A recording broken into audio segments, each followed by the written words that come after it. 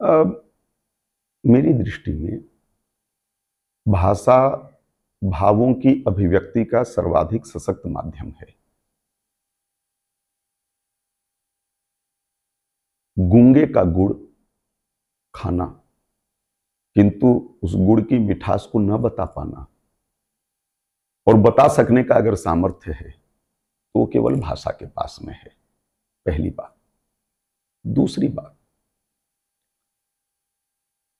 देवनागरी भाषा में जो सामर्थ्य है वह सामर्थ्य दुनिया की किसी अन्य भाषा के पास नहीं है। संस्कृत के पास जो सामर्थ्य है भारतीय भाषा में, वो दुनिया की किसी भाषा के पास नहीं। वो मैं इसलिए कह रहा हूं कि हमने अपने देश में महात्मा गांधी को बहुत आदर के साथ एक शब्द दिया, वो था बापू।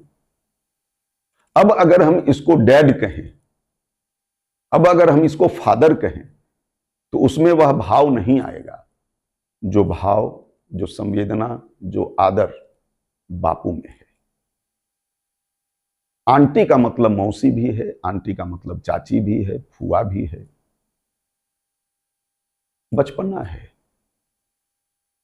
अन्य भाषाओं के पास, हमारे पास विपुलता है शब्दों की, भावों को अभिव्यक्त करने के सामर्थ्य की। और तीसरी बात जो मैं निवेदन करना चाहता हूं, निजी स्वार्थ के लिए कुछ लोगों ने भारत पर आक्रमण कर हमारी सदाशयता का लाभ उठाकर और तत्कालीन कुछ राजवंशों में जन्मे हुए लोगों की भारत विरुद्ध आचरण की मानसिकता के कुपरिणाम से भारत भूमि के कुछ भाग पर विदेशी आक्रांताओं का कब्जा हुआ और उनमें से कुछ ने अपनी भाषा हम पर थोपने का प्रयास किया। इसको बहुत सरल शब्दों में कहें तो उन्होंने यहां के लोगों के मन पर यह प्रभाव छोड़ा कि गोरा होना अच्छी बात है, जबकि हमारे सारे देवी देवता सांवले हैं। नीलाम भुजश्याम, सांवले सलूने, हमारे श्री कृष्ण, मदन मोहन, ये हमारे सारे देवी देवता कोई गोरे नहीं है।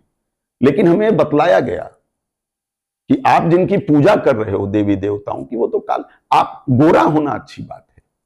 हमें बतलाया गया कि अंग्रेजी बोलना ये शिक्षित होने का, सभ्य होने का प्रथम प्रमाण है। इसलिए छोटा सा बच्चा भी जब घर में रहता है और हम कोई आता है तो उसको कहते हैं इनको जरा सुनाओ, अंकल को सुनाओ, और बच्चा दो पंक्तियां अगर अंग्रेजी में बोल देता है तो अंकल भी खुश हो जाते हैं और आंटी भी खुश हो जाती है। इंडिया दैट इज भारत जाते जाते हमारे माथे पर जो एक काला टीका लगा करके चले गए थे, हम शेर का जबड़ा चीर कर और उसके दांत गिनने का सामर्थ्य रखने वाले किसी भरत के यहां हम जन्मे हैं, उनकी वंश परंपरा से हम हैं। यह हमको तब पता चलता है जब हम भारत बोलते हैं।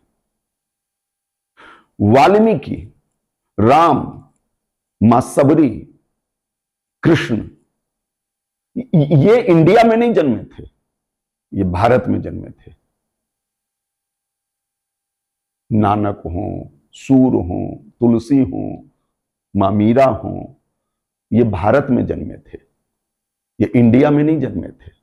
इसलिए जब हम भारत बोलते हैं तब हमें यह गौरव प्राप्त होता है कि हमारी परंपरा इतनी प्राचीन है। लेकिन जब हम इंडिया बोलते हैं तो हमने जितने नाम लिए हैं फिर वो सब छिप जाते हैं।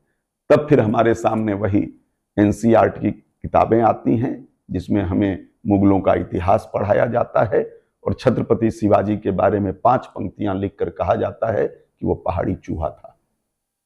इसलिए सवाल किसी राजनीतिक दल का नहीं है, सवाल मानसिकता का है कि हम किस ओर जाना चाहते हैं। हम अपने गौरवशाली अतीत से प्रेरणा लेकर वर्तमान के धरातल पर खड़े होकर के संपूर्ण विश्व को इस भयावह स्थिति से एक स्वर्णिम उजाले की ओर ले जाने का सदप्रयास करेंगे, या हम अभी भी उसी काली कीचड़ में पनपे रहेंगे या उस कीचड़ में अब हम कमल खिलाएंगे, ये यहां के लोगों को तय करना है।